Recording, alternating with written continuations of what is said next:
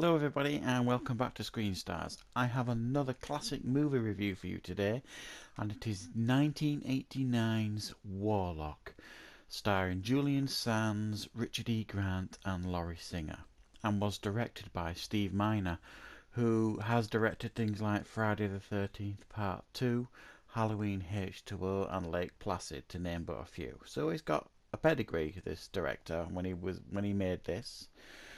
And has continued to make decent films following this movie.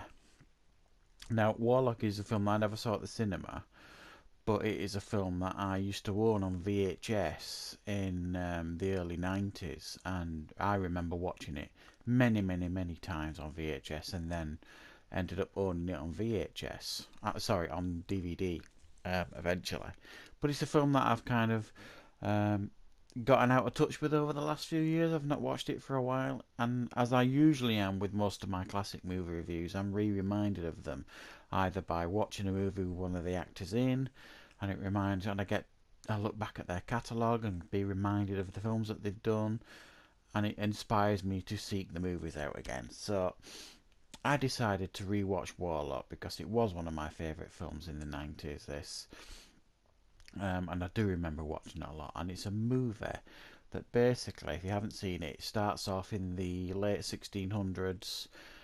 Richard E. Grant basically plays a guy called Redfern, who's a witch hunter, and he has managed to track and jail Julian Sands' character, who is a witch, a warlock, and he's going to be executed the following morning, but Satan decides to save him, and he sends him back in time um, to Los Angeles, I believe it is, and um, Richard E. Grant goes back in time with him because he tries to stop him.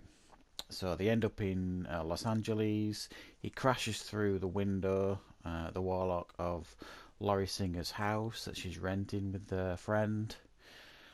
Um, and he learns that the reason he is there, the warlock, Julian Sands' character, Satan informs him when he goes to a seance and he speaks to Satan, that he's there to collect the pages for Satan's Bible, the Grand Grimoire. And if he manages to find all the pages and speaks the unspoken word of God, it will undo creation. And Richard E. Grant's character, Redfern, is there to stop him and track him for the last time and put a stop to it. So that's kind of the story that we've got going on here. So there's a lot at stake, the end of the world and all that. Now, this is a really well made movie. After watching it just the other day, again, the only real negative I could say now is that some of the effects have aged reasonably poorly, but other than that, everything else is absolutely great.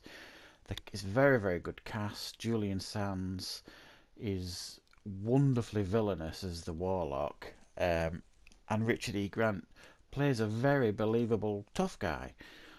Where if you look at his career, really, it's not a role he has played very often at all, but he really does pull it off here. And it's my understanding, after doing a little bit of research for this, is they're actually going to play the opposite roles, whereas Julian Sands was going to be the hero in this film, and Richard E. Grant was going to play the warlock, but the director decided to switch the roles to play them against cast, and it worked wonderfully. So they both played a really good part in the movie, but also Laurie Singer was good in this movie. She was almost like the light comic relief at times. And she goes on the journey with Redfern because basically she gets cursed by the warlock, whereas she's going to age 20 years a day until she gets back this personal item that he stole from her. So she has to go to try and save her own life because she's going to die of old age within a week. So they go on this journey together to try and stop the warlock. And generally speaking, the whole film works really well. There's some nice comedy moments when there needs to be. There's good tension when there needs to be. There's good action when there needs to be. And it can actually be quite graphic in parts. I mean, there's a scene at the beginning where the warlock basically bites out somebody's tongue and he like spits it into a frying pan, he uses somebody's eyes to guide him to the Grand Grimoire, and so it is a little bit edgy in parts and a little bit graphic and gory in parts. So it kind of ticks all the boxes here, and it's a very, very good movie. This they did make, because of the success of this movie, they made a couple of sequels. They made a second one and a third one. Now I do remember seeing the second one because I was such a fan of this, and Julian Sands is in the second one.